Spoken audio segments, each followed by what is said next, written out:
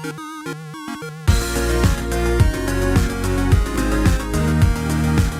everyone, welcome back to another Anime Kingdom Reviews. You can see by the title below, this is on episode 5 of Taboo Tattoo. And yes, I decided to try and give it another try and watch this episode. And overall, I actually did enjoy this episode. Main reasoning, also, I actually really do like Adiabata, the princess. She, honestly, my favorite character of the show at the moment, for sure.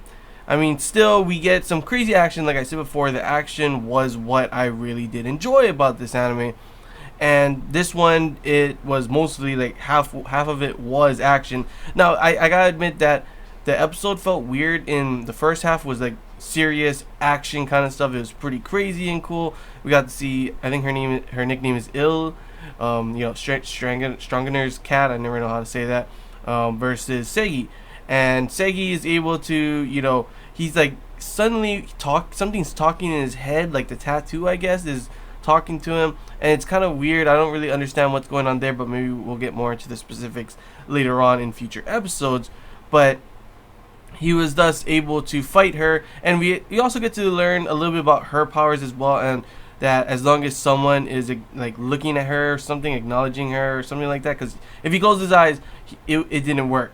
But since Toko was looking, as usual, childhood friend ruining the day, she was able to hurt him, and he was going to get killed for a moment. To which, of course, we finally get to see Toko use her power as well. Her trigger is obviously, as long as, Ill's power is up as well. But her trigger, I guess, is willpower. Like, once she saw that, Segi was hurt, she wanted to protect him, and she was able to, like, fly her into the container. Of course, that didn't end up being her, but Segi was able to beat her in the end with his powers.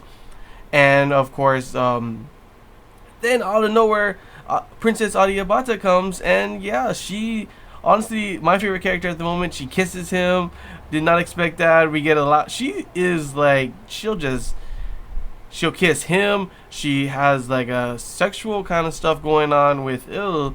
It was funny to see her get all jealous and start like, I'll purify you, and like, oh, we'll bleep later or something. That's what the subtitle said. I was like, oh, okay. And later on, we do see them in a hotel room. So yeah, and then she's just openly sexual, I guess. Like, even with, like, I didn't understand the second half of the episode.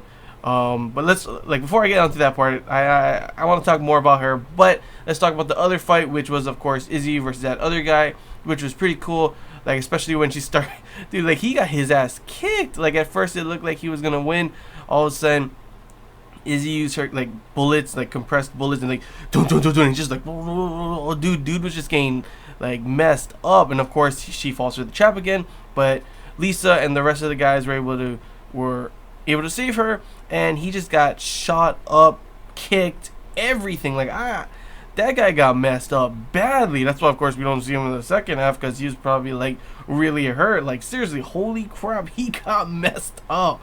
Well, of course, we do find out another crazy thing is that there's actually 3 people with the triggerless tattoo. Segi has one, Adiabata has one. So I'm wondering, who is this other person that'll probably be a big character in the next coming episodes as well, maybe. We also get to see this other guy, BB, who, of course, at the end kicks, Segi's ass, and I don't know what he's going to do with him or what he wants with him, but we're going to have to see that later in the next episode as well. We get to see, now here I can finally talk about the second half. It didn't make a lot of sense. It went from super serious, badass action to like playfulness and what the hell. Obviously, Adiabata wants him on her side. She's willing to guide him and all this kind of stuff. I'm not too sure what her plan is and what the kingdom's plan is at the moment as well fully yet. She has some type of plan that at the end of, if she gets her wish, then there will be no longer any fighting, and that's what she's using to try and get him to go to her side. There was also some weird ping pong match that ended up happening, to which, of course, Adiabata wanted to grope Toko's boobs. I mean, yeah, sure, they are really big, and they look soft. She was just groping them the whole time she was talking. Like, I was just like, oh, okay.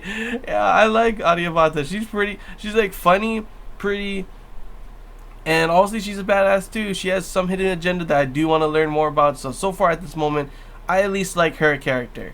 What else? We learn about the U.S., what their plan is as well, which turns out to be world domination. Yeah, so that's their plan. So I don't know, Segi. They both seem kind of bad. One side is killing all these people, the kingdom, and we don't know their plan for sure yet.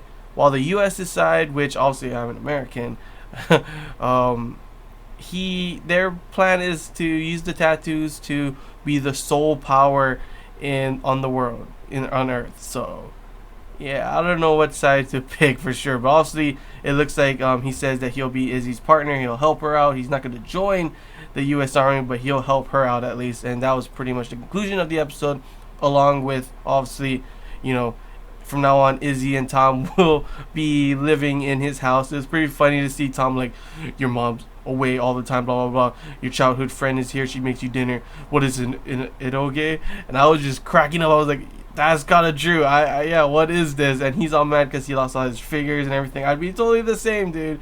And Izzy lost her favorite stuffed animals as well. So that was interesting. Like I said, the first half was badass, serious action. The second half, we got a lot of details on a lot of things that are going on, but I was just like, well, it like a total 360. Like it went from serious to what the hell. We got ping pong battles, we got groping, we got, you know, hanging out with your supposedly enemy kind of stuff going on, and people getting mad because their figures and stuffed animals are gone. So definitely a pretty interesting episode. I definitely not saying that I love this. It was definitely still like a lot of stuff were generic and stuff going on in this, but the action was awesome. I do like Aryabhata, and I am least a little bit more interested in what the story and what will happen now that Aryabhata has come and she's talked about her you know, what they want. The US to talk about what they want, and it's definitely given me at least more interest to continue watching this for now. So yeah, I'm just gonna be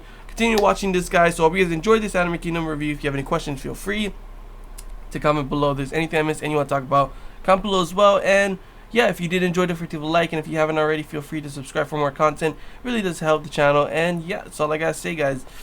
I'm actually definitely excited to see the next week's episode. Last week I was like a little iffy on if I should continue reviewing. After this episode, I definitely enjoyed it. I'm definitely enjoyed it enough that I'm willing to continue and see how far it goes and how much better it goes in the future. Sure, it's generic, but guess what? Sometimes generic can still be enjoyable. And this episode was enjoyable for me at least. So yeah, that's all I gotta say, guys. So until next time, see ya.